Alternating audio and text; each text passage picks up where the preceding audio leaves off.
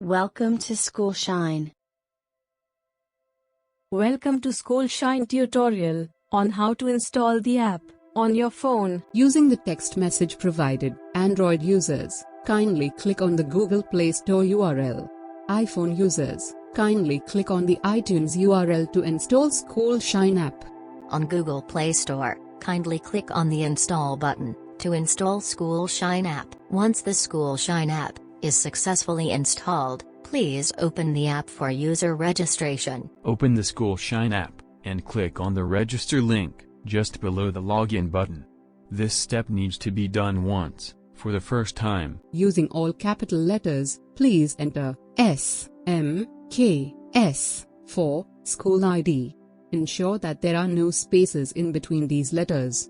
Click on the next button. Provide your registered mobile phone number. Click on Get OTP button. Enter OTP number and click on Submit button. Enter your desired password and confirm the same.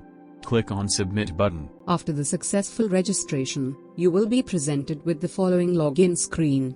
Kindly enter SMKS as school ID, your registered mobile number and your password.